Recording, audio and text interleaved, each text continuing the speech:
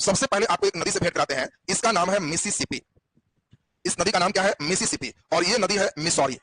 Mississippi और Missouri ये उत्तर America की सबसे लंबी नदी है। अमेरिका के 50 राज्य हैं, उसमें 25 राज्य से ये नदी गुजरती है। ये गुजरने का मतलब उसका अपवाह क्षेत्र जहां का पानी वगैरह वहां जाए, तो मिसिसिपी मिसौरी का जो अपवाह क्षेत्र है वो संयुक्त राज्य अमेरिका के 25 राज्य में। दूसरा, मिसिसिपी मिसौरी से जो सबसे इंपॉर्टेंट क्वेश्चन पूछा जाता है वह है ये नदी कहां गिरती है?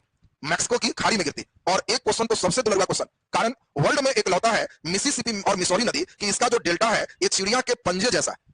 देखो बहुत इंपॉर्टेंट क्वेश्चन है। गंगा और ब्रह्मपुत्र की डेल्टा वर्ल्ड की सबसे बड़ी डेल्टा है। क्वेश्चन पूछा जाएगा कि किस नदी के डेल्टा चिड़िया के पंजे का आकार का है, तो मिसिसिपी और मिसौरी नदी का डेल्टा चिड़िया के पंजे जैसा। ये मिसिसिपी और मिसौरी ये हम लोग देख रहे हैं, यहाँ पर एक पर्वत था रॉकी पर्वत, याद है सबको? इस रॉकी से निकल करके इसका अपवाह क्षेत्र अमेरिका के कितने राज्य? 25 राज्य। और तब ये गिरती कहां है? मैक्सिको की खाड़ी में। इसका जो डेल्टा है उसका आकार कैसा है? चिड़िया के पंजे जैसा। अगला बहुत इंपॉर्टेंट है कि इसका पूर्व में दो बहुत इंपॉर्टेंट सहायक नदी है, ओहियो और टेनेसी, दोनों इंपॉर्टेंट। टेनेसी नदी इसलिए इंपॉर्टेंट है क्योंकि वर्ल्ड में पहला नदी घाटी परियोजना टेनेसी पर ही बनाया। देखिए बहुत इंपॉर्टेंट बात है, विश्व में ये जो टेनेसी नदी देख रहे हो पहला नदी घाटी परियोजना इसी पर बनाया। जवाहरलाल नेहरू जब अमेरिका घूमने गए और टेनेसी की परियोजना देखी तो इतना प्रभावित हुए कि उन्होंने दामोदर घाटी परियोजना को टेनेसी मॉडल पर ही बनवाया। भारत स्वतंत्र भारत का पहला नदी घाटी परियोजना दामोदर घाटी परियोजना। और यह दामोदर घाटी जो परियोजना है वह प्रभाव है किसका? टेनेसी परियोजना। और टेनेसी नदी किसकी सहायक नदी है? मिसिसिपी की सहायक नदी है। इसी की दूसरी सहायक नदी एक पूर्व है, उसका नाम ओहियो। पश्चिम सहायक इसका नाम कभी-कभी पूछता है अराकांसस। अराकांसस किसकी सहायक नदी है? मिसिसिपी का पश्चिम सहायक नदी अराकांसस है। तो इससे जो भी क्वेश्चन है हम समझते हैं कि अब आपका क्लियर हो गया। तो नीचे पहले हेडिंग दे दीजिए, पहला नंबर मिसिसिपी नदी। मिसिसिपी नदी, मिसिसिपी नदी, मिसिसिपी नदी डैश लिख दीजिए। रॉकी पर्वत से निकलती है, रॉकी पर्वत से निकलती है और मैक्सिको की खाड़ी में गिरती है, और मैक्सिको की खाड़ी में गिरती है, मैक्सिको की खाड़ी में गिरती है। दूसरा, इसकी सबसे बड़ी सहायक नदी मिसौरी है। इसकी सबसे बड़ी सहायक नदी मिसौरी है। सबसे बड़ी सहायक नदी मिसौरी है, मिसौरी है। नीचे डबल स्टार लगा के डैश लिख दो। मिसिसिपी मिसौरी नदी के, मिसिसिपी मिसौरी नदी के, मिसिसिपी मिसौरी नदी के डेल्टा का आकार, डेल्टा का आकार चिड़िया के पंजे के समान है। डेल्टा का आकार चिड़िया के पंजे के समान है। इसमें चिड़िया का पंजा अंडरलाइन कर देना, कभी भी क्वेश्चन पूछेगा बहुत दुर्लभ क्वेश्चन है। चिड़िया के पंजे के आकार का है। नीचे डैश देखिए, मिसिसिपी का पूर्व सहायक नदी, मिसिसिपी का पूर्व सहायक नदी टेनेसी और ओहियो नदी है। पूर्व सहायक नदी टेनेसी और ओहियो नदी है। टेनेसी और ओहियो नदी है। टेनेसी और ओहियो नदी है। नीचे स्टार लगा के डैश लिख दीजिए।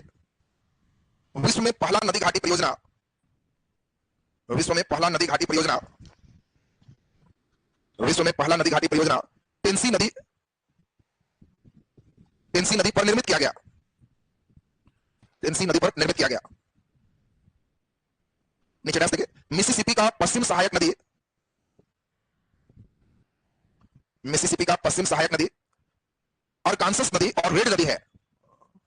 अरकांसस नदी और रेड नदी है। अरकांसस नदी और रेड नदी है। अरकांसस नदी और रेड नदी है। चलिए, मिसिसिपी और मिसौरी एक बहुत इंपॉर्टेंट रिवर था जिसको आपने देख लिया। दूसरा, इसमें बहुत इंपॉर्टेंट दो नदी और सबसे ज्यादा इंपॉर्टेंट है, एक है सेंट लॉरेंस और दूसरा नंबर जो देख रहे हो मैकेंजी। ये बहुत इंपॉर्टेंट है। ये यहां से जो देख रहे हो ये मैकेंजी रिवर है और यहां जो देख रहे हो ये सेंट लॉरेंस नदी। दोनों ही महत्वपूर्ण है। तो पहले हम लोग कर ले मैकेंजी नदी।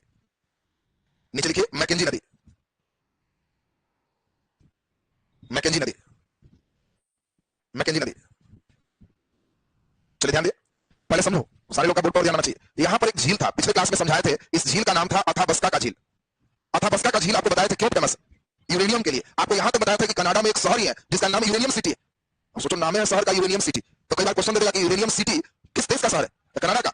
बहुत अच्छा सेट रहेगा तो देगा यूरेनियम सिटी किस झील के किनारे? अथाबस्का झील के किनारे है। अथाबस्का यूरेनियम के निक्षेप के लिए इतना फेमस है कि इसके किनारे एक शहर है यूरेनियम सिटी, और यही अथाबस्का झील से निकलती है और यहां पे आती है। यहां भी एक झील है ग्रेट स्लैब, आपको याद होगा ग्रेट स्लैब झील। और ग्रेट स्लैब झील से आगे बढ़ते हुए ये ब्यूफोर्ड सागर में गिरती है। और इस प्रकार कनाडा का सबसे लंबा और उत्तर अमेरिका का दूसरा सबसे लंबा नदी कौन है? मैकेंजी नदी। देखो दो बात, उत्तर अमेरिका की सबसे लंबी नदी कौन है? मिसिसिपी। उत्तर अमेरिका की दूसरी सबसे लंबी नदी कौन है? मैकेंजी। कनाडा की सबसे लंबी नदी कौन है? मैकेंजी। संयुक्त राज्य अमेरिका की सबसे लंबी नदी कौन है? मिसिसिपी। सब दिमाग में एकदम सेट चाहिए, तो लिख दीजिए जल्दी से मैकेंजी नदी। नीचे डैश देखिए, डैश देखिए, लिखिए अथाबस्का झील से निकलकर, अथाबस्का झील से निकलकर ग्रेट स्लैब झील होते हुए, ग्रेट स्लैब झील होते हुए मैकेंजी नदी, मैकेंजी नदी ब्यूफोर्ड सागर में गिरती है। मैकेंजी नदी ब्यूफोर्ड सागर में गिरती है। ब्यूफोर्ट सागर में गिरती है। नीचे डबल स्टार लगा के लिख दीजिए, बहुत इंपॉर्टेंट है। मैकेंजी नदी कनाडा की सबसे लंबी नदी है। मैकेंजी नदी कनाडा की सबसे लंबी नदी है। कनाडा की सबसे लंबी नदी है और उत्तर अमेरिका की दूसरी सबसे लंबी नदी है। दूसरी सबसे लंबी नदी है। दूसरी सबसे लंबी नदी है। देखो ग्रेड से एक शब्द याद आया, बहुत इंपॉर्टेंट शब्द है। संयुक्त राज्य अमेरिका में मिसिसिपी और मिसौरी नदी, हमने बताया कि इसका अपवाह क्षेत्र अमेरिका के कितने जिले राज्य से 25, और ये मिसिसिपी मिसौरी नदी से जो मैदान बनता है उस मैदान को संयुक्त राज्य अमेरिका में ग्रेट प्लेन के नाम से जानते हैं। अब एक शब्द मिलेगा ग्रेट प्लेन, आपसे पूछा जाएगा ग्रेट प्लेन है तो कहना कि भाई प्लेन है और महान है। ग्रेट प्लेन किस नदी से बना है? मिसिसिपी और मिसौरी नदी से जो समतल मैदान बने हैं उस मैदान को हम लोग क्या कहते हैं? Great plain. कारण इस साइड में यहाँ रॉकी पर्वत है, इस साइड में पूरे मरुस्थल है। ये ग्रेट प्लेन ही हिस्सा है जो ऐसा प्लेन है जहां खूब घास के मैदान है, और इसी घास के मैदान को प्रेरिस कहते हैं। तो आपसे पूछा जाएगा प्रेरिस घास का मैदान है तो ग्रेट प्लेन दिमाग में सेट रखना है। ग्रेट प्लेन का मतलब मिसिसिपी मिसौरी नदी का पूरा सिस्टम। तो ये ग्रेट से याद है, इसको भी कर लिए। अगला नंबर नीचे हेडिंग दो, सेंट लॉरेंस नदी। सेंट लॉरेंस नदी, इसमें भी स्टार लगा, बहुत इंपॉर्टेंट नदी है। सेंट लॉरेंस, सेंट लॉरेंस नदी। देखिए सेंट लॉरेंस में इंपॉर्टेंट क्या है, थोड़ा सा ध्यान दिया जाए। यहाँ पे देखिए पहला नंबर, सेंट लॉरेंस नदी में सबसे महत्वपूर्ण बात है कि यह ओंटारियो झील से निकलती है और लॉरेंस की खाड़ी में गिरती है। यहाँ पे आपको याद होगा एक खाड़ी था, कौन सा खाड़ी? लॉरेंस की खाड़ी। तो ओंटारियो झील से निकलती है और लॉरेंस की खाड़ी में गिरती है। इसी झील पे, इस नदी पे बहुत इंपॉर्टेंट है, यहीं पे नियाग्रा जलप्रपात है, पिछले दिन आपको समझाया भी। अगला नंबर बहुत इंपॉर्टेंट है, कनाडा का मैक्सिमम आबादी इसी क्षेत्र में, यहाँ पे कनाडियन सिल्ट है। और आपको याद होगा कि यहाँ पर एक पर्वत पठार था, लॉरेंसियन का पठार। याद होगा यहाँ पे हम लोग पठार में आपको पढ़ाए थे लॉरेंसियन पठार, और लॉरेंसियन पठार में सबसे ज्यादा लौ निक्षेप, और इसी कारण से इन क्षेत्रों में उद्योग भी बहुत ज्यादा, और इसीलिए पूरे उत्तर अमेरिका का सबसे व्यस्त नदी सेंट लॉरेंस नदी। तो बहुत अच्छा प्रश्न यह है, पूछा जाएगा उत्तर अमेरिका का सबसे व्यस्त नदी कौन है, और चॉइस में दे देगा मैकेंजी। तो मैकेंजी में इधर से कहां जाएगा?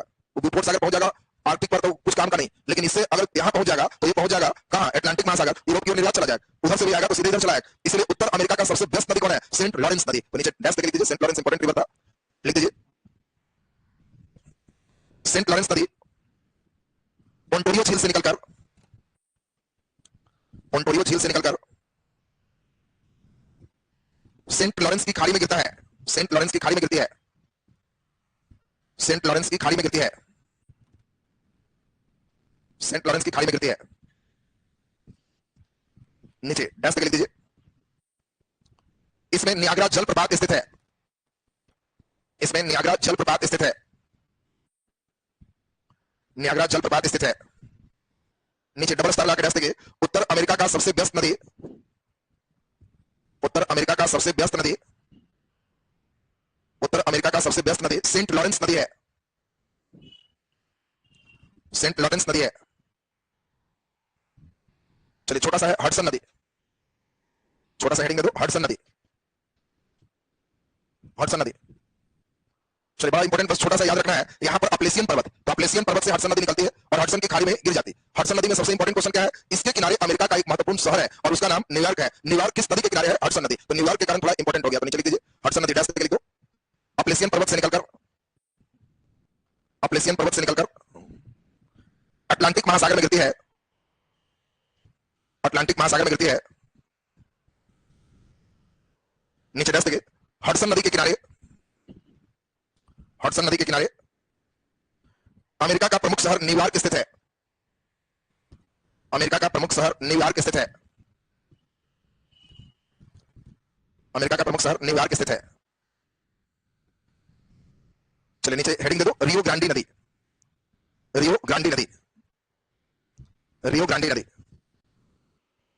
देखिए बहुत इंपॉर्टेंट है रियो ग्रांडी, इसको बस थोड़ा सा सुनना याद हो जाएगा। रियो ग्रांडी नदी रॉकी पर्वत से निकलती है, मैक्सिको की खाड़ी में गिरती है। ये तो कम इंपॉर्टेंट हुआ। सबसे इंपॉर्टेंट है कि रियो ग्रांडी नदी ही अमेरिका और मैक्सिको के बीच सीमा बनाती है। तो देखो बहुत अच्छा क्वेश्चन पूछा जाएगा, इसी के ऊपर अमेरिका है और नीचे मैक्सिको है, तो कौन सी नदी अमेरिका और मैक्सिको के बीच प्राकृतिक सीमा बनाती है? रियो ग्रांडी नदी। तो इसलिए इन दोनों के बीच सीमा निर्धारित करती है, इसलिए इंपॉर्टेंट हो जाती है। तो नीचे लिख दीजिए डैश देखिए, रॉकी पर्वत से निकलकर, रॉकी पर्वत से निकलकर मैक्सिको की खाड़ी में गिरती है। रॉकी पर्वत से निकलकर मैक्सिको की खाड़ी में गिरती है। मैक्सिको की खाड़ी में गिरती है। नीचे डबल स्टार लगा देना, ये काफी इंपॉर्टेंट लाइन है, डबल स्टार लगा के लिख दीजिए। रियो ग्रांडी नदी, रियो ग्रांडी नदी संयुक्त राज्य अमेरिका और मैक्सिको के बीच, संयुक्त राज्य अमेरिका और मैक्सिको के बीच, संयुक्त राज्य अमेरिका और मैक्सिको के बीच प्राकृतिक सीमा का निर्धारण करती है। संयुक्त राज्य अमेरिका और मैक्सिको के बीच प्राकृतिक सीमा का निर्धारण करती है। प्राकृतिक सीमा का निर्धारण करती है। चलिए नीचे हेडिंग दे दो, यूकॉन नदी। यूकोन नदी, यूकोन नदी। बस ध्यान दीजिए, पूरा क्लियर। नाम भी कौन है और कोना में चलता भी, इसलिए जब बोलेंगे यूकोन तो कहना कोना में, और कोना में राज्य कौन है? अलास्का। अलास्का की प्रमुख नदी। दूसरा सबसे इंपॉर्टेंट है कि यह बेरिंग जल संधि के पास गिरती। आपसे पूछा जाए, आपको याद होगा यहां बेरिंग जल संधि, कौन सी नदी बेरिंग जल संधि के पास गिरती है? यूकोन नदी। पर नीचे कैसे लिख दीजिए, यह अलास्का की प्रमुख नदी है, अलास्का की प्रमुख नदी है, अलास्का की प्रमुख नदी है। नीचे डैश देखिए, यूकोन नदी बेरिंग जल संधि के निकट गिरती है, यूकोन नदी बेरिंग जल संधि के निकट गिरती है।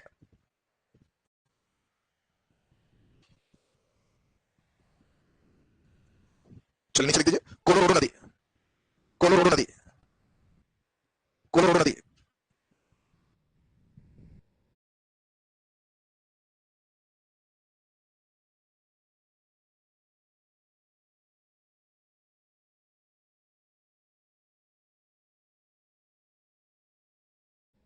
कोलोराडो नदी, ध्यान दीजिए, बहुत इंपॉर्टेंट क्या है कोलोराडो में, वो समझोगे। पहला तो एक बहुत इंपॉर्टेंट बात है कि कोलोराडो नदी यहां पे अभी जस्ट आप पढ़ोगे पूरे मरुस्थल है, तो ये मरुस्थलीय क्षेत्र को पार करता है। सोचो लूनी मरुस्थल में गायब है और मरुस्थल को पार कर जाता है। यहां पर हम लोग देखेंगे कई मरुस्थल हो, और मरुस्थलीय क्षेत्र से गुजर करके पार होने वाला एकमात्र नदी कौन है? कोलोराडो। एक कैलिफोर्निया की खाड़ी में गिरती है, इस खाड़ी का नाम क्या है? कैलिफोर्निया की खाड़ी। कोलोराडो नदी संयुक्त राज्य अमेरिका की नदी, और कोलोराडो नदी का सबसे मेन प्रमुख सहायक नदी कौन है? तो इस सहायक नदी का नाम है कोलोराडो गीला नदी। आपसे पूछा जाएगा कि बताओ गीला किसकी सहायक नदी है? कोलोराडो का। तो लिख दीजिए जल्दी से, दस लिखिए, संयुक्त राज्य अमेरिका में, संयुक्त राज्य अमेरिका में मरुस्थलीय क्षेत्र से गुजरती है, मरुस्थलीय क्षेत्र से गुजरती है और कैलिफोर्निया की खाड़ी में गिरती है, मरुस्थलीय क्षेत्र से गुजरती है और कैलिफोर्निया की खाड़ी में गिरती है, कैलिफोर्निया की खाड़ी में गिरती है। देखिए, इसकी प्रमुख सहायक नदी गीला नदी है, इसकी प्रमुख सहायक नदी गीला नदी है। चलिए दो और कर ले, लिख दो, कोलंबिया नदी, कोलंबिया नदी, कोलंबिया नदी। दो कोलंबिया में दो बात बहुत इंपॉर्टेंट है, अमेरिका में भी है और ये मैक्सिको में भी है, दोनों में। ये अमेरिका से चलिए यहां पर चलिए ऊपर मैक्सिको का, कनाडा में भी। तो अमेरिका और कनाडा दोनों की नदी कौन है? कोलंबिया। प्रशांत महासागर में गिरने वाली सबसे लंबी नदी, कई बार ब्रेक लगा देता है कि प्रशांत महासागर में गिरने वाली लंबी नदी कौन है? कोलंबिया। और कोलंबिया की सबसे बड़ी सहायक नदी का नाम है स्नेक नदी, सांप की नदी। अब परीक्षा में क्वेश्चन दे देगा सांप की नदी किसकी सहायक नदी? तो कोलंबिया की, और इसकी प्रमुख सहायक नदी यही स्नेक नदी है। तो नीचे लिख दीजिए, यह संयुक्त राज्य अमेरिका और कनाडा, यह संयुक्त राज्य अमेरिका और कनाडा दोनों देश में प्रवाहित होती है, संयुक्त राज्य अमेरिका और कनाडा दोनों देश में प्रवाहित होती है, दोनों देश में प्रवाहित होती है। नीचे स्टार आकर ऐसे लिखिए, कोलंबिया नदी प्रशांत महासागर में गिरने वाली सबसे लंबी नदी है, कोलंबिया नदी प्रशांत महासागर में गिरने वाली सबसे लंबी नदी है,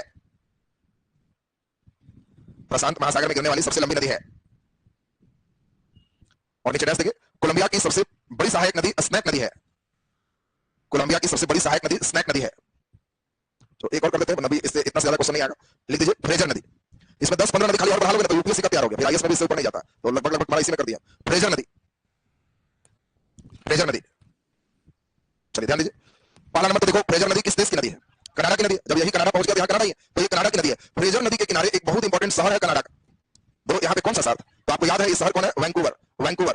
तो वैंकूवर शहर किस नदी के किनारे है? फ्रेजर। तो लिख दीजिए जल्दी से, फ्रेजर नदी कनाडा की प्रमुख नदी है, कनाडा की प्रमुख नदी है, जो कनाडा के पश्चिम हिस्से में स्थित है, जो कनाडा के पश्चिम हिस्से में स्थित है, कनाडा के पश्चिम हिस्से में स्थित है। नीचे डैश देखिए, फ्रेजर नदी के किनारे,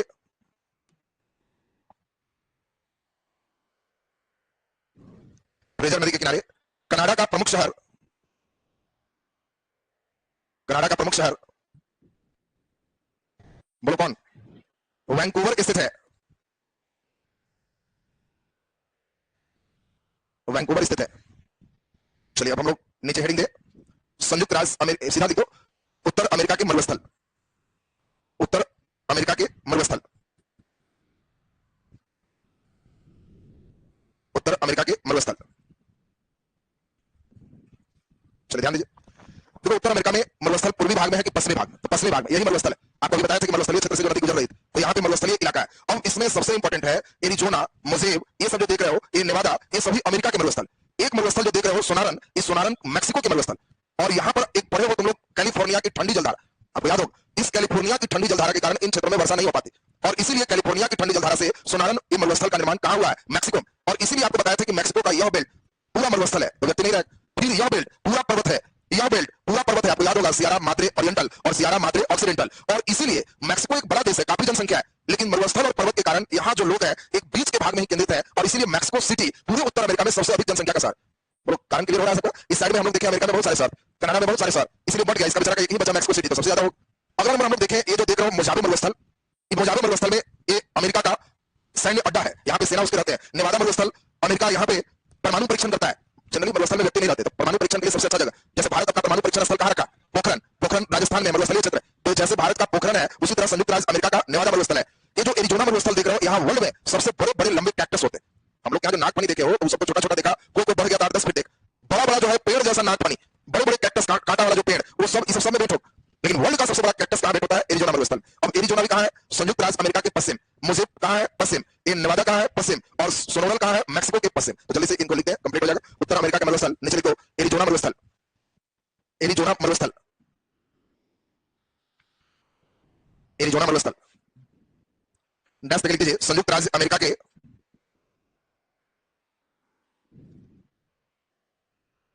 संयुक्त राज्य अमेरिका के पश्चिमी हिस्से में, पश्चिमी हिस्से में स्थित है, पश्चिमी हिस्से में स्थित है, पश्चिमी हिस्से में स्थित है। इस मरुस्थल में, इस मरुस्थल में विश्व के सबसे ऊंचे कैक्टस, विश्व के सबसे ऊंचे कैक्टस पाए जाते हैं, विश्व के सबसे ऊंचे कैक्टस पाए जाते हैं। बोलो इस आर्द्र मरुस्थल होगा कि शुष्क होगा? गर्म से होगा कि ठंडा? तो गर्म क्षेत्र की ठंडा, तो गर्म। यहाँ पे ये सभी गर्म मरुस्थल है, तो जैसे लिख दीजिए, यह शुष्क मरुस्थल है, शुष्क मरुस्थल है। चलिए नीचे लिखो, नेवादा मरुस्थल, नेवादा मरुस्थल, नेवादा मरुस्थल। जैसे देखिए गर्म और शुष्क मरुस्थल है, गर्म और शुष्क मरुस्थल है, गर्म और शुष्क मरुस्थल है। नीचे जैसे देखिए संयुक्त राज्य अमेरिका का परमाणु परीक्षण स्थल है, संयुक्त राज्य अमेरिका का परमाणु परीक्षण स्थल है, संयुक्त राज्य अमेरिका का परमाणु परीक्षण स्थल है, परमाणु परीक्षण स्थल है। चलिए नीचे लिख दीजिए, मोजावे मरुस्थल, मोजावे मरुस्थल, मोजावे मरुस्थल। जैसे देखिए गर्म और शुष्क मरुस्थल है, गर्म और शुष्क मरुस्थल है। नीचे जैसे देखिए संयुक्त राज्य अमेरिका के सबसे पश्चिम भाग में स्थित है, संयुक्त राज्य अमेरिका के पश्चिम भाग में स्थित है। नीचे जैसे देखिए इसमें अमेरिका के सैन्य अड्डा है, इसमें अमेरिका के सैन्य अड्डा स्थित है, अमेरिका के सैन्य अड्डा स्थित है, सैन्य अड्डा स्थित है। चलिए नीचे स्थान आके लिख दो, सोनारन मरुस्थल, सोनारन मरुस्थल, सोनारन मरुस्थल, सोनारन मरुस्थल। लिख लीजिए, इसका निर्माण कैलिफोर्निया की ठंडी जलधारा से हुआ है, इसका निर्माण कैलिफोर्निया की ठंडी जलधारा से हुआ है, कैलिफोर्निया की ठंडी जलधारा से हुआ है। नीचे रह सके, यह मैक्सिको के पश्चिम भाग में स्थित है, यह मैक्सिको के पश्चिम भाग में स्थित है, पश्चिम भाग में स्थित है। चलिए हेडिंग दो, उत्तर अमेरिका के घास के मैदान। हम लोग घास के मैदान देखेंगे, कृषि देखेंगे, खनिज देखेंगे, कंप्लीट हो जाएगा सेक्शन आपका। उत्तर अमेरिका के घास के मैदान, उत्तर अमेरिका के घास के मैदान, उत्तर अमेरिका के घास के मैदान। सुनेंगे भैया से, बहुत ही महत्वपूर्ण है। घास के मैदान में पहला नंबर ध्यान रखना है कि यह घास का मैदान ग्रेट प्लेन में स्थित है। ग्रेट प्लेन का मतलब हमने समझा दिया, मिसिसिपी और मिसौरी नदी का जो ध्वनि है वो पूरे क्षेत्र को हम लोग क्या कहते हैं, ग्रेट प्लेन। यह जो घास का मैदान है ये अमेरिका और कनाडा क्षेत्र में विस्तृत है। यह घास के मैदान को उत्तर अमेरिका में प्रेरिस कहते हैं। आपको याद होगा जब ऑस्ट्रेलिया पढ़ रहे थे तो घास का मैदान डाउन्स, जब दक्षिण अमेरिका पढ़े पंपास, दक्षिण अमेरिका में पंपास, और उत्तर अमेरिका में प्रेरिस। प्रेरिस घास का मैदान उष्णकटिबंधीय घास है कि शीतोष्णकटिबंधीय? आपको पहले भी समझाया है, उष्णकटिबंधीय घास कोई काम का नहीं है, जो काम का होता है वो शीतोष्णकटिबंधीय, क्योंकि उष्णकटिबंधीय झाड़ीनुमा हो जाता है, और इसीलिए प्रेरिस एक काम लायक है, तो ये शीतोष्णकटिबंधीय घास का मैदान है। क्या इसमें सिर्फ घास के मैदान में घास होते हैं? नहीं, घास का मैदान का मतलब हम लोग क्या, खेती नहीं करेंगे तो घास का मैदान कोड़ दिए तो चावल हो गया, गेहूं हो गया। कई लड़के घास के मैदान में खाली घास सोच रहा, तो घास का मैदान बने उपजाऊ मैदान, और उस मैदान का नाम प्रेरिस है। अब इस मैदान में सबसे ज्यादा गेहूं और मक्का की खेती होती है। वर्ल्ड में जितने भी मक्का है, वर्ल्ड के मक्का का 50% अकेले अमेरिका यहाँ उत्पादन करता है, 50%, आधा में अमेरिका, आधा में विश्व। अमेरिका में मक्का, मकई जिसको कहते हो, खाने के लिए नहीं उगाया जाता है, पशुओं को खिलाने के लिए, सुअर को खिलाने के लिए उगाया जाता है, जिससे उसका ताकत बढ़े। आदमी के लिए मकई फायदेमंद नहीं है, वो पशुओं के लिए, पशु का आहार है। गाय को मकई का दर्रा दीजिए, तुरंत उसमें दूध बढ़ेगा, ताकत बढ़ेगा। वो सुअर को खिलाइए, वहां जो जानवर पाले जाते हैं उसको खिलाइए, इसके लिए मकई होता है। ये अलग बात है कि इंडिया में कम होता है, हम लोग बड़ा खींच लेते हैं, चलो टेस्टी लग रहा। तो मक्का का उत्पादन है। यहाँ पे कहीं भी घास का मैदान है तो वहां पशुपालन होगा, यहाँ भी गाय भैंस बकरी सुअर सभी जानवर पाले जाते हैं। जानवर पालने का उद्देश्य क्या है? तो मांस और दूध दोनों है। सुअर दूध के लिए पाला जाएगा, मांस। बाकी यहाँ पे दूध भी है, लेकिन तुम दक्षिण अमेरिका जब पढ़ रहे थे तो आपको याद होगा कि वहां मेन अल्फा अल्फा घास था और वहां उद्देश्य क्या था? मांस प्राप्ति। इसलिए मांस निर्माण में ब्राजील वगैरह टॉप पे। यहाँ मांस भी है, लेकिन एक है मेन, इसका दूध और मांस दोनों चलेगा। तो अब जो बात है फिर से लास्ट बार सुनो, एकदम क्लियर। घास का मैदान उत्तर अमेरिका में घास का मैदान ग्रेट प्लेन में स्थित है, जो मिसिसिपी मिसौरी नदी के जोड़े में स्थित है। इसमें यह संयुक्त राज्य अमेरिका और कनाडा दोनों क्षेत्र में है। उत्तर अमेरिका के घास के मैदान को प्रेरिज कहते हैं। प्रेरिज घास का मैदान शीतोष्णकटिबंधीय घास का मैदान है। यह घास का मैदान गेहूं और मक्का के उत्पादन के लिए प्रसिद्ध है। यहाँ जानवरों को पशु पालने का उद्देश्य दूध और मांस दोनों है। तो बताओ, एक पूरी बात क्लियर है सबका ना? लिख दीजिए उत्तर अमेरिका के घास का मैदान, डबल स्टार लगा के लिखिए। उत्तर अमेरिका के घास के मैदान को, उत्तर अमेरिका के घास के मैदान को, उत्तर अमेरिका के घास के मैदान को प्रेरिज कहते हैं। घास के मैदान को प्रेरिज कहते हैं। प्रेरिज कहते हैं। दिमाग में सेट रखेगा, प्रेयर करना, प्रेयर माने प्रार्थना, ऊपर से, यहां से मन से। तो जब कहेगा प्रेरिज, कहना कि ऊपर, ऊपर माने उत्तर, उत्तर अमेरिका मार देना। बोलो प्रेयर दिमाग में सेट हो गया तो डैश लिख दीजिए। यह लिखिए प्रेरिज घास का मैदान, प्रेरिज घास का मैदान शीतोष्णकटिबंधीय घास का मैदान है। प्रेरिज घास का मैदान शीतोष्णकटिबंधीय घास का मैदान है। शीतोष्णकटिबंधीय घास का मैदान है। शीतोष्णकटिबंधीय घास का मैदान है। नीचे डैश लिख दीजिए। इसका विस्तार, इसका विस्तार संयुक्त राज्य अमेरिका और कनाडा में है। संयुक्त राज्य अमेरिका और कनाडा में है। कनाडा में है। नीचे डैश लिख दीजिए। यह ग्रेट प्लेन में विस्तृत है। ग्रेट प्लेन में विस्तृत है। ब्रैकेट में लिख दो मिसिसिपी मिसौरी नदी अपवाह क्षेत्र। मिसिसिपी मिसौरी नदी अपवाह क्षेत्र, वही ग्रेट प्लेन हो गया।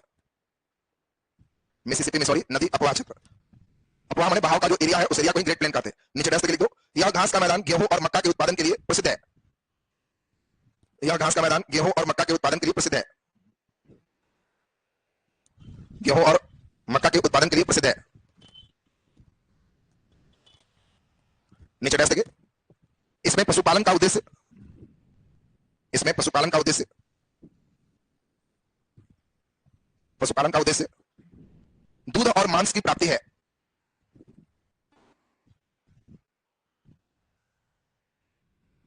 दूध और मांस की प्राप्ति है। चलिए ध्यान दीजिए, थोड़ा सा हम लोग समझते हैं। यहाँ पे ये है उत्तर अमेरिका की जलवायु। कैसा वहां जलवायु है, एटमॉस्फेयर है। तो जलवायु को हम लोग देखें, जो ये लाइन देख रहे हो, इससे ऊपर ग्रीनलैंड तक ये सभी टुंड्रा प्रदेश है, टुंड्रा क्षेत्र है। ये पूरी जलवायु टुंड्रा है। और इसी को ऐसे कर दिए तो यह क्षेत्र टैगा है।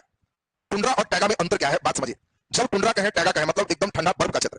टुंड्रा क्षेत्र का मतलब होता है कि वहां बर्फ जमे हुए रहते हैं और जमा हुआ बर्फ होने के कारण उसमें पेड़ पौधे नहीं हो सकते। जल कैसे डेवलप करें? तो वह जस्ट लाइक एक मरुस्थल ही, केवल सवाल, मतलब जो काई कहते हो वो नजर आ सकता है, बाकी कोई ऊंचे पेड़ पौधे नहीं होते। और जो टैगा क्षेत्र होते हैं वहां बर्फ गिरते हैं, पिघलते हैं, और इसी कारण यहाँ पेड़ होते हैं, कोनधारी वृक्ष होते हैं, शंकुनिमा पेड़ होते हैं। और इसीलिए जब हम कहें कि टुंड्रा प्रदेश की जलवायु है तो इसमें कोई पेड़ पौधा नहीं, लेकिन जब हम कहें टैगा प्रदेश की जलवायु है तो कहना कि वो इस क्षेत्र में पेड़ पौधा होगा। और कैसा पेड़ पौधा होगा? शंकुधारी वृक्ष होगा। और शंकुधारी वृक्ष में देवदार, चीड़, स्प्रूस, ये सभी यहाँ पे वृक्ष है। और इसीलिए आपको याद होगा, यहाँ एक इंपॉर्टेंट शहर हम लोग चले थे, मॉन्ट्रियल। मॉन्ट्रियल याद है ना सबको? कनाडा का क्षेत्र चल रहा है। तो कनाडा का मॉन्ट्रियल, यहाँ पे पेड़ पौधे को क्या किए जाते हैं? काटे जाते हैं। और काट करके उससे विश्व में सबसे अच्छा अखबारी कागज यहाँ प्राप्त होते हैं। आपसे पूछा जाएगा वर्ल्ड में अखबारी कागज में स्थान कौन रख रहा है? तो मॉन्ट्रियल रख रहा है। और मॉन्ट्रियल में कैसा वन है? Taiga one. ऊपर में क्या है? टुंड्रा क्षेत्र। क्या टुंड्रा में पेड़ होगा? नहीं, टुंड्रा में बर्फ जमा है, इसमें बर्फबाजी होगा, लेकिन पिघलेगा भी, यहाँ पेड़ पौधे रहेंगे। तो बताओ टुंड्रा और टैगा में अंतर क्लियर? यही जो जलवायु है इसको प्रेरी जलवायु कहते हैं। प्रेरी का मतलब घास का मैदान। और ये जो देख रहे हो ये सेंट लॉरेंस जलवायु है। यहाँ पर जो देख रहे हो ये आपको याद होगा, इसका नाम क्या है? इसका नाम नहीं याद है तुम बोले? फ्लोरिडा। यहाँ फ्लोरिडा की खाड़ी। तो ये अमेरिका का फ्लोरिडा। और ये जो क्षेत्र देख रहे हो इसकी जलवायु चीन तुल्य। चीन तुल्य का मतलब चीन के जैसा, जैसी जलवायु चीन में है वैसा यहाँ पर होगा। यहाँ उष्णकटिबंधीय घास भूमि है। और उष्णकटिबंधीय घास की भूमि का मतलब कोई काम लायक नहीं। शीतोष्णकटिबंधीय घास यहाँ पे है, यही प्रेरीज है। तो हल्का यहाँ पे कनाडा टच किया और नीचे अमेरिका टच किया। यहीं पर सबसे ज्यादा गेहूं और मक्का होगा। बाकी आपको मालूम है कि तो पूरा पर्वत है। ये भी आपको जस्ट पड़े कि इस साइड में हम लोग चलेंगे तो ये उष्ण मरुस्थलीय क्षेत्र है। यहाँ हम लोग कई मरुस्थल, सुमेरल, मजीद कई मरुस्थल पड़े। तो ये आपको क्वेश्चन कैसे देगा? प्रश्न सुनो। उत्तर अमेरिका में टैगा जलवायु है। अब आपसे क्वेश्चन दे देगा कनाडा के सबसे उत्तरी भाग, कनाडा के उत्तर मध्य भाग में। तो उत्तर मध्य भाग में कौन सा जलवायु है? टैगा। बाकी यूपीएससी के क्वेश्चन में कोई वो घेर देता है और कहता है कि जलवायु निम्नलिखित में कौन सा हो। तो वहां बहुत गहराई का क्वेश्चन रहता है। अभी केवल आपको समझने के लिए है, जिससे आप कृषि को समझ पाओ। अब यही कृषि आपके टावर में धर ले। ये देखो अमेरिका में यहीं पर शीतकालीन गेहूं, यहाँ गेहूं, मक्का, यहाँ पे कपास पूरा बहुत ज्यादा होता है। ये पूरा कौन सा क्षेत्र है? मक्का। यहाँ बसंतकालीन गेहूं, यही दूध डेयरी का क्षेत्र अमेरिका का पूरा है। ये पूरा चारागाह सिंचित क्षेत्र पूरा इसमें है। तो अब क्वेश्चन है, अमेरिका में कपास का उत्पादन होता है उत्तरी भाग में कि दक्षिणी तटीय भाग? नक्शा ठीक से देखना। कपास दक्षिण क्षेत्र में होता है और इसमें गेहूं मध्य क्षेत्र में होता है। मक्का यही घास का मैदान प्रेरी क्षेत्र में होता है। और इसी से रिलेटेड ये तो हमने मानचित्र आपको दिखा दिया। अब कृषि से जो क्वेश्चन बनता है उसको एक नजर सुना जाए। पहला सबसे इंपॉर्टेंट, गेहूं। भारत में गेहूं नहीं होता। भारत में गेहूं वही मैक्सिको और अमेरिका का दिया हुआ है, जिससे हरित क्रांति हुआ तो हम लोग गेहूं खा रहे। मतलब हम लोग क्या गेहूं फसल नहीं था, हम लोग का फसल मरुआ था। हम लोग मरुआ खाते थे और चावल खाते थे। गेहूं की रोटी अमीरों के यहाँ लोग खाते थे, गरीब के यहाँ तीनों टाइम चावल। ये अमेरिका और मैक्सिको के कारण हरित क्रांति होने से हम लोग को गेहूं मिला। तो गेहूं के उत्पादन में बहुत इंपॉर्टेंट क्षेत्र है प्रेरी प्रदेश, और प्रेरी प्रदेश का मतलब है कनाडा का दक्षिण और अमेरिका का उत्तर। ये दोनों क्षेत्र में गेहूं बहुत बढ़िया होता है। और कनाडा के दक्षिण में पिछले क्लास में तुमको समझाया था विनिपेग, विश्व के गेहूं का मंडी विनिपेग कहलाता है। पूछा जाएगा विश्व के गेहूं का मंडी किसे कहते हैं? विनिपेग। विनिपेग कहां है? कनाडा में। कपास पेटी अभी जस्ट देखे मिसिसिपी द्रोणी के दक्षिण में था। अभी जस्ट हमने देखा कपास कहां होता है? मिसिसिपी नदी के दक्षिण में। दक्षिण में कहां हो गया? नीचे। इसीलिए आपको एक मानचित्र हमने दिखाया कि जब तक मानचित्र नहीं देखोगे टावर नहीं धरे। ये कपास बेल्ट, और कपास बेल्ट मिसिसिपी नदी के निचले बेल्ट में दक्षिण भाग में है। अगला नंबर हम लोग देखें मक्का। अमेरिका विश्व में सबसे ज्यादा मक्का का उत्पादन करता है 50% अकेले। और मक्का का बहुत अच्छा क्वेश्चन है, सेंट लुइस विश्व में सबसे बड़ा मक्का की मंडी। अब बोलो विश्व में गेहूं की सबसे बड़ी मंडी विनिपेग, विश्व में मक्का की सबसे बड़ी मंडी सेंट लुइस। सेंट लुइस कहां है? अमेरिका। विनिपेग कहां है? कनाडा।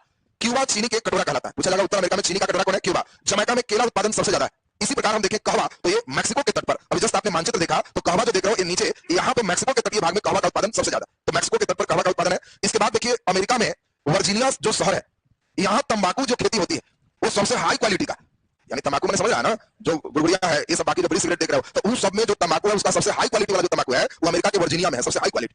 अब खैनी भी इसी के अंतर्गत आते हैं। तो इस सब की खेती अमेरिका के किस जगह में है? वर्जीनिया। तो अब जल्दी बताओ केला उत्पादन में मेन स्थान जमैका। अगर हम कहें मक्का की मंडी सेंट लुइस, गेहूं की मंडी विनिपेग, विनिपेग कहां है? कनाडा में। सेंट लुइस कहां है? अमेरिका में। आपको कहें पूरे अमेरिका में मक्का उत्पादित होगा, बेल्ट बताओ। तो मिसिसिपी के ऊपर के नीचे मक्का ऊपरी भाग में, नीचे भाग में बोलो कौन होगा? जल्दी बोलिए। कपास। कपास उत्पादन निचले भाग में होगा। तो ये बताओ कृषि क्लियर है सबका? जल्दी से लिख दीजिए। उत्तर अमेरिका में कृषि, उत्तर अमेरिका में कृषि, उत्तर अमेरिका में कृषि लिख दीजिए। गेहूं लिख डैश, गेहूं लिख डैश। कनाडा के दक्षिणी भाग, कनाडा के दक्षिणी भाग और संयुक्त राज्य अमेरिका के उत्तरी भाग में, और संयुक्त राज्य अमेरिका के उत्तरी भाग में प्रेरी प्रदेश में उत्पादन होता है। प्रेरी प्रदेश में उत्पादन होता है। नीचे डैश देखिए। विश्व का सबसे बड़ा गेहूं की मंडी, विश्व का सबसे बड़ा गेहूं की मंडी, विश्व का सबसे बड़ा गेहूं की मंडी विनिपेग, विनिपेग ब्रैकेट में कनाडा में स्थित है। कनाडा में स्थित है, कनाडा में स्थित है। चलिए नीचे लिख दीजिए। सेकंड नंबर कपास पेटी, कपास पेटी डैश लिख दीजिए। मिसिसिपी नदी के दक्षिणी भाग में, मिसिसिपी नदी के दक्षिणी भाग में कपास का उत्पादन होता है। मिसिसिपी नदी के दक्षिणी भाग में कपास का उत्पादन होता है, कपास का उत्पादन होता है। चलिए नीचे लिख दीजिए मक्का, मक्का डैश देखिए। विश्व में सबसे अधिक मक्का का उत्पादन, विश्व में सबसे अधिक मक्का का उत्पादन, सबसे अधिक मक्का का उत्पादन बोलो कहां? अमेरिका, संयुक्त राज्य अमेरिका में होता है। भुट्टा पका के खाने के लिए नहीं, जानवरों को खिलाने के लिए अमेरिका में होता है। नीचे डबल स्टार लगा के लिख दो। सेंट लुइस, सेंट लुइस विश्व का सबसे बड़ा मक्का मंडी है। सेंट लुइस विश्व का सबसे बड़ा मक्का मंडी है, सबसे बड़ा मक्का मंडी है। चलिए नीचे डैश लिख दो। उत्तर अमेरिका के चीनी का कटोरा, उत्तर अमेरिका के चीनी का कटोरा क्यूबा को कहते हैं, क्यूबा को कहते हैं, क्यूबा को कहते हैं। नीचे डैश लिख दीजिए।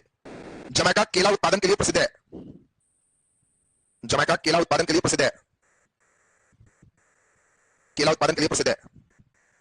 नीचे डैश देखिए। मैक्सिको तट पर कहवा की खेती होती है, मैक्सिको तट पर कहवा की खेती होती है, मैक्सिको तट पर कहवा की खेती होती है। नीचे सबसे अच्छे किस्म के तंबाकू, सबसे अच्छे किस्म के तंबाकू अमेरिका के वर्जीनिया में उत्पादित होता है। सबसे अच्छे किस्म के तंबाकू अमेरिका के वर्जीनिया में उत्पादित होता है। दिमाग में से रखना, तंबाकू तो ध्यान रखना वर्जित चीज है, तो वर्जित से वर्जीनिया ध्यान रहेगा। तंबाकू तो वर्जित है, वर्जीनिया, वर्जीनिया में उत्पादित होता है। नीचे डैश लिख दीजिए। अखबारी कागज के उत्पादन में, अखबारी कागज के उत्पादन में, अखबारी कागज के उत्पादन में कनाडा का मॉन्ट्रियल प्रसिद्ध है, प्रमुख है। हाँ, कनाडा का मॉन्ट्रियल प्रमुख है। पहले वर्ल्ड में कभी प्लस था, अब बेचारा छठा पे आ गया, इसलिए पहला नहीं लिखा रहा है। कनाडा का मॉन्ट्रियल प्रसिद्ध है।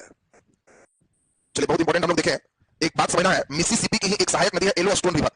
आपने ध्यान नहीं दिया, मिसिसिपी की सहायक नदी का ही नाम है येलोस्टोन नदी। और येलोस्टोन अभी इसलिए इंपॉर्टेंट है, इस नदी को ठीक से देख लिया जाए। मिसिसिपी देखो यही है, और इसी मिसिसिपी और मिसौरी में एक नदी है, इसका नाम क्या है? येलोस्टोन। यहीं पर एक बहुत बड़ा पार्क है, और ये नेशनल पार्क वर्ल्ड में जो बना, इसका पहली बार वर्ल्ड में यही बनाया गया। इसलिए आपसे पूछा जाए विश्व का सबसे पहला नेशनल पार्क कौन है? Yellowstone national park. वर्ल्ड छोड़ दो, बोलो भारत का पहला नेशनल पार्क। काजीरंगा, हारे नालायक, जिम कार्बेट। तो इंडिया का ठिकाना नहीं, अमेरिका का पढ़ने जा रहा है। भारत का पहला नेशनल पार्क कौन है? Jim Corbett. तो जिम कार्बेट इंडिया का फर्स्ट था। वर्ल्ड की बात करें तो नेशनल पार्क वर्ल्ड में कहीं नहीं थे, उस समय अमेरिका ने सोचा, और अमेरिका का नेशनल पार्क विश्व का सबसे पहला नेशनल पार्क है, जिसका नाम क्या है? Yellowstone national park. इस नेशनल पार्क में जीव जंतु तो रहते ही है, एक बहुत बड़ा चीज घूमने लायक है इस नेशनल पार्क में, वो है गर्म पानी के उत्स्रोत कूपा। मतलब अचानक कहीं से ब्लास्ट होकर गर्म पानी फेंकने लगे और उसको लोग देखने जाते हैं, और उसमें सबसे बड़ा एक है जिसका हाइट 150 फीट तक भाग जाता है, उसका नाम ओल्ड फेथफुल। और ये सबसे इंपॉर्टेंट है, अमेरिका में पूछा जाएगा क्वेश्चन कि ओल्ड फेथफुल क्या है? चॉइस है पुराना विश्वासी आदमी। तो कई लड़का सोचता है ओल्ड माने पुराना, फेथफुल एकदम यही वाला हो। ओल्ड फेथफुल एक गर्म जल का गीजर है जो विस्फोट होकर फव्वारे की तरह बहुत ऊंचाई तक उड़ता है, लोग उसको देखने जाते हैं। और ये ओल्ड फेथफुल कहां स्थित है? येलोस्टोन नेशनल पार्क में। येलोस्टोन नेशनल पार्क कहां है? अमेरिका में, और ये विश्व का पहला नेशनल पार्क है। तो नीचे लिख दीजिए येलोस्टोन नेशनल पार्क, नीचे लिख दीजिए Yellowstone national park, Yellowstone national park, नीचे डैश लिख दीजिए। यह संयुक्त राज्य अमेरिका में स्थित है, यह संयुक्त राज्य अमेरिका में स्थित है, नीचे डबल स्टार लगा के, यह विश्व का पहला नेशनल पार्क है, यह विश्व का पहला नेशनल पार्क है, विश्व का पहला नेशनल पार्क है, नीचे डबल स्टार लगा के, येलो नेशनल पार्क में, येलोस्टोन नेशनल पार्क में, येलोस्टोन नेशनल पार्क में गर्म जल के स्रोत, गर्म जल के स्रोत ब्रैकेट में गीजर स्थित है, गीजर स्थित है, जिसमें सबसे बड़ा गीजर ओल्ड फेथफुल है, सबसे बड़ा गीजर ओल्ड फेथफुल है, ओल्ड फेथफुल है।